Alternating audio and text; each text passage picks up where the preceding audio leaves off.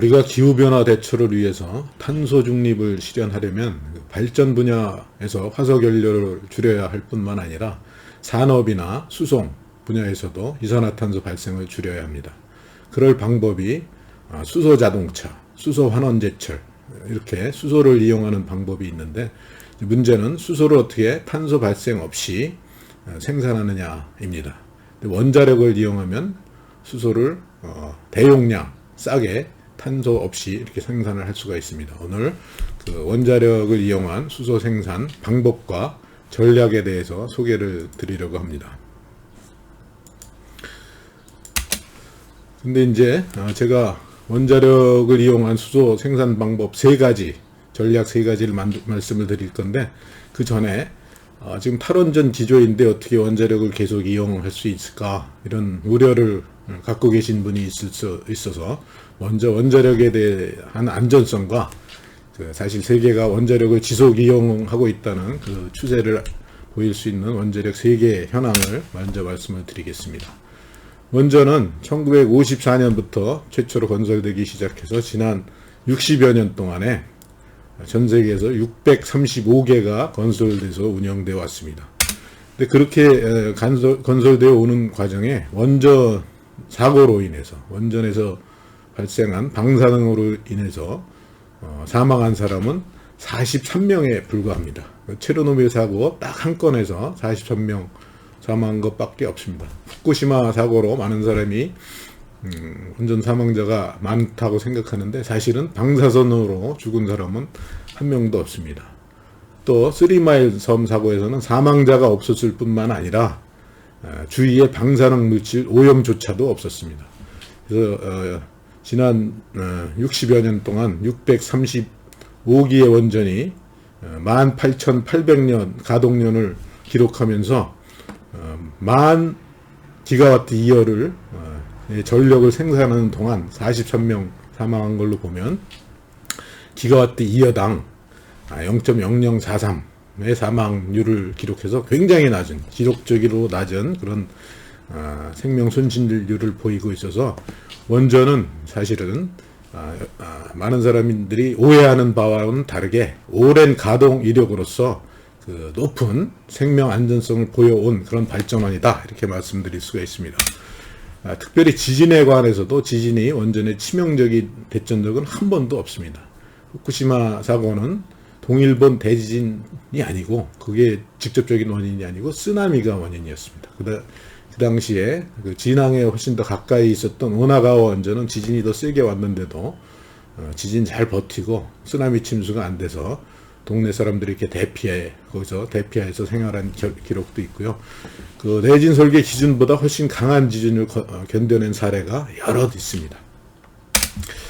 그리고 많은 분들이 사용해결료 안전 처분에 대해서 걱정을 하시는데, 사실은 지금 기술로도 안전한 처분이 가능합니다. 사용해결료를 이렇게 5cm 두께의 아주 두꺼운 구리 용기에 이렇게 밀봉을 해서 지하 500m 안반에, 여기는 이제 산소도 없고 지하수도 없는 그런 환경인데, 거기 주위를 이렇게 아주 강력한 방수제인 벤토나이트 점토로 이렇게 채우게 되면은 일단 이 구리가 이 부식 저항성이 굉장히 큰 아주 강한 그런 물질이라 물이 침투를 막아주고 방수제도 막아주고, 또 이렇게 원래 지하수가 없고 또 환원이 되는 그런 환경에서는 이 물에 만약에 물에 녹더라도 방사능 물질이 밖으로 퍼져 나가지 않는, 그렇기 때문에 이 10,000년 이상 안전한 그런 관리가 가능하다는 게 실험적으로 밝혀졌고, 그렇기 때문에 지금 현재 핀란드와 스웨덴에서 이 처분장이 건설되고 있습니다.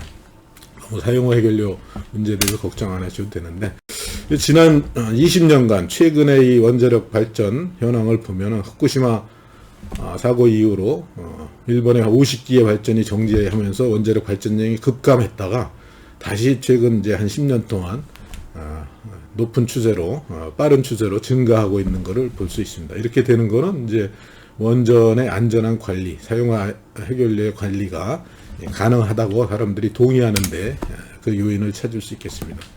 특별히 요즘에 그 원자력의 전도사인 빌 게이츠가 앞으로 이 원자력이 정치적으로도 원자력이 안전하기 때문에 정치적으로도 이제 수용 가능성이 높아질 거다, 수용성이 높아질 거다라고 이제 단언을 했고요.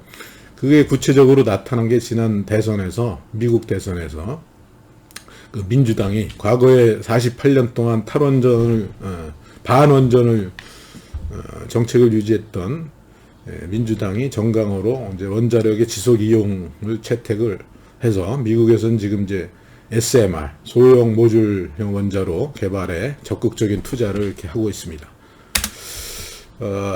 우리나라는 경제 규모에 비해서 다른 나라에 비해서 이제 이산화탄소를 많이 발생시킵니다. 더 문제는 일본만 해도 이렇게 최근에 이산화탄소 발생이 줄어들고 다른 나라 줄어들고 있는데 우리나라는 그 온실가스 발생이 아직도 늘어나고 있는 추세고 우리나라 에너지 사용에 있어서 약 6억 톤의 온실가스를 배출하는데 그중에 반 넘게가 석탄에서 나옵니다. 근데 이제 에너지뿐만 아니라 뭐 산업, 공정 이런데 다른 분야에서도 이산화탄소가 나와서 우리나라에선 총 6억 9천만 톤의 이산화탄소가 발생하는데 그 중에 42%에 해당되는 거는 2억 9천만 톤 정도가 이제 에너지 산업. 이게 이제 주로 발전, 화석 연료를 사용한 발전에서 많이 나오고, 그 다음에 제조업 분야에서도 27%에 해당되는 1억 9천만 톤이 나오는데 그 중에 중요한 걸 차지하는 게 철강입니다. 화학도 있지만. 그 다음에 수송 분야의 14%, 9,800만 톤, 거의 1억 톤이 이제 수송 분야에서 나오고 있는데요. 제조업 중에서 가장 많은 부분을 차지하는 게 역시 9,500만 톤, 수송하고 거의 맞먹는 부분이 바로 철강에서 이제 철강 제조에서 나옵니다. 이 철강 제조에 나오는 9,500만 톤의 이산화탄소는 석탄 발전소 60만 킬로와트짜리 한 30기 가동 분량에 해당되는 사실은 막대한 분량입니다. 그리고 수송 분야도 철강처럼 많이 이산화탄소가 발생을 하기 때문에 이 두 분야가 이제 우리나라 이산화탄소 발생의 한 30% 정도 차지하니까 여기서 이산화탄소 발생을 줄이는 게 탄소 중립의 아주 중요한 관건이 될 수가 있습니다.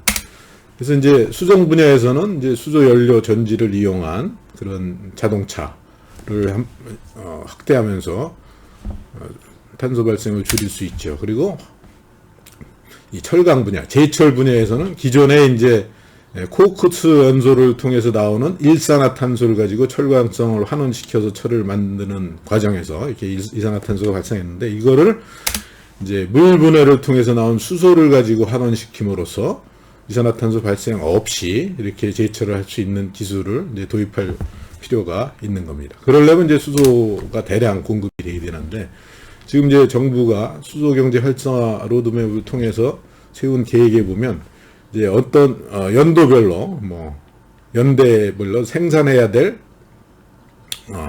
공급해야 될 그런 수소의 양은 정해져 있습니다. 예를 들면 2040년에 526만 톤. 그다음에 또 가격도 목표 가격도 2022년에 6,000원 킬로그램당 6,000원.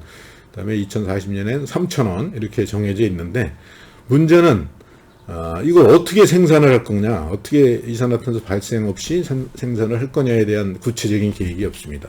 이제 정부는 막연히 재생에너지 발전을 통해서 나오는 전기로 수전해를 하면은 이렇게 공급이 가능할 거다 이렇게 생각을 하고 있는데 사실 따져보면 2030년에 이제 계획된 45기가와트의 재생에너지 설비를 모두 다 이 수소 생산에 동원을 하더라도 생산량은 120만 톤에 불과합니다. 근데 이제 다 재생에너지 전기를 수소에 쓸 수가 없으니까 이제 그걸 전기 생산과 수소에 배분한다면 100만 톤, 2040년에 100만 톤 생산하려면 지금보다 이 계획보다도 38기가와트가 더 많은 그런 재생에너지 설비가 필요하게 됩니다.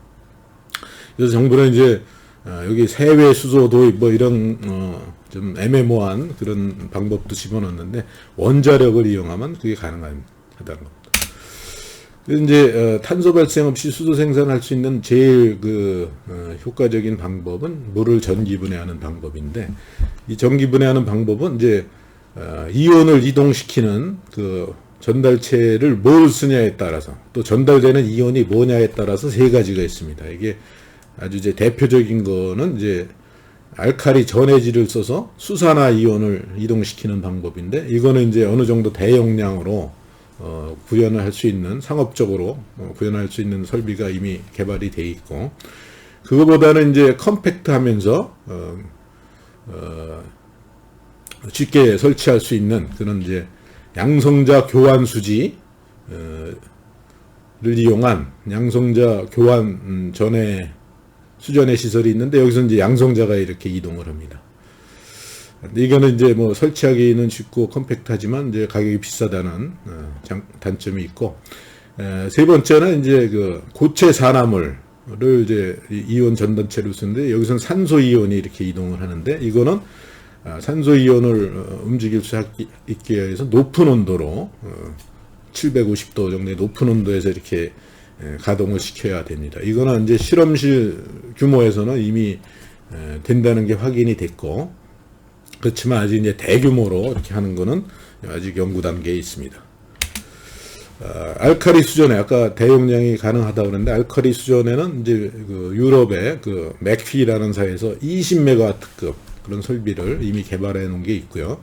이거는 45 바이 20m 면적에 이렇게 설치를 하면 연 2,700톤을 생산할 수 있는 그런 설비인데, 가격이 만만치 않습니다. 200억 원 정도 되는데, 근데 저런 그 비싼 설비를 가지고 이제 전기 수전회를 할 때 전기가 이제 항상 공급해주면 그 비싼 설비의 이용률이 높아질 텐데, 우리나라 같은 경우에 특히 태양광 같은 걸 고려하면 이용률이 15%밖에 안 됩니다. 그러면 연 8,760시간에 한 1,300시간만 저런 수전의 설비가 가동이 되는 건데, 저런 비싼 설비를 이제 아주 한정된 시간만 이렇게 이용을 하게 되면 그 설비 투자비가 수소 생산 원가에 차지하는 비중이 굉장히 높아집니다. 그래서 그 비중은 당연히 또 수전의 설비 비용이 투자비가 얼마냐 높아질수록 더 높아지는데,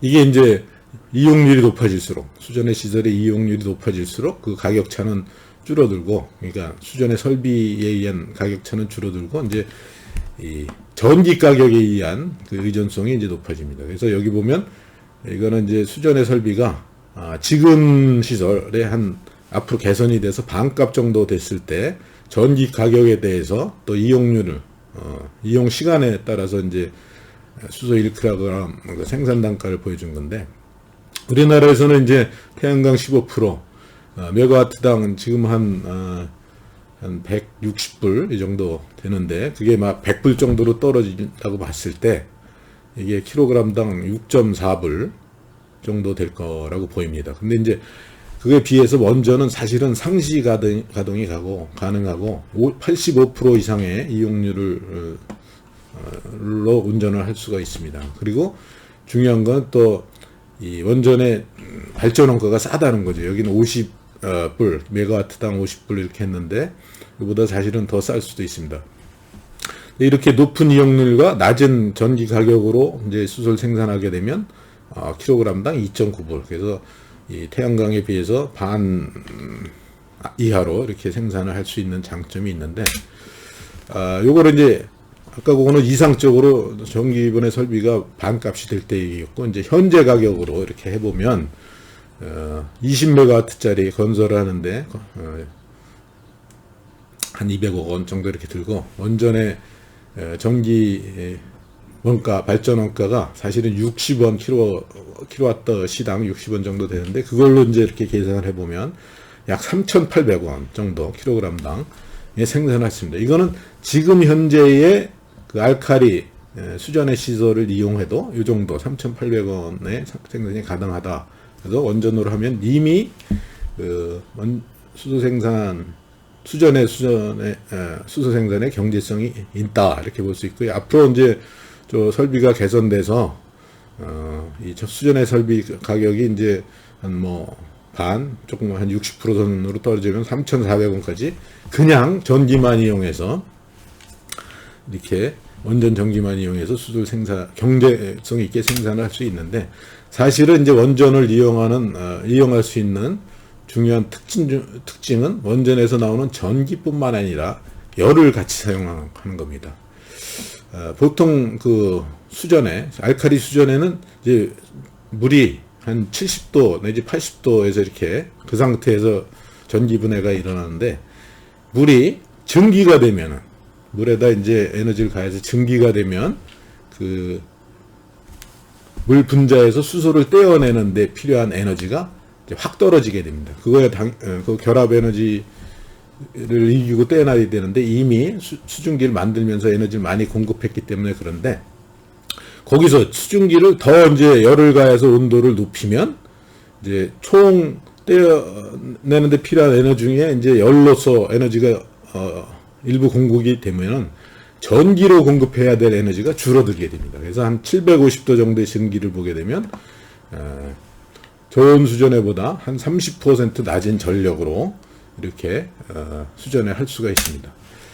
근데 이제 그런 750도 전기를 만들 때 이제 물에서부터 이렇게 가열을 해야 되는데, 이쪽에 이제 엔트로피, 그러니까 가해지는 열량이고 이쪽이 온도인데, 가하다 보면 이제 열을 가하다 보면 물이, 이건 이제 여기 7.5 메가파스칼 75기압에서 경우인데요. 물을 가열을 하다 보면 이제 물이 끓기 시작하죠. 280도 정도에서 끓고, 이때는 가열을 해도 이제 온도는 안 올라가. 이게 잠열 때문에 이제 에너지는 공급되고, 여기서 이제 물이 수증기로 바뀌고, 그 다음에 이제 수증기가 더 높은 온도로 올라갈 때는 이제 열을 뭐 적은 비율로 공급해도 금방 이렇게 올라갑니다. 그래서 이 750도 전기를 만드는데 필요한 에너지 중에 한 3분의 2 정도는, 이제 열로서, 이렇게 원자력 발전소인 경우에 열로서 전기를 만들어서 가열을 하면 이제 되고요. 여기서부터 나머지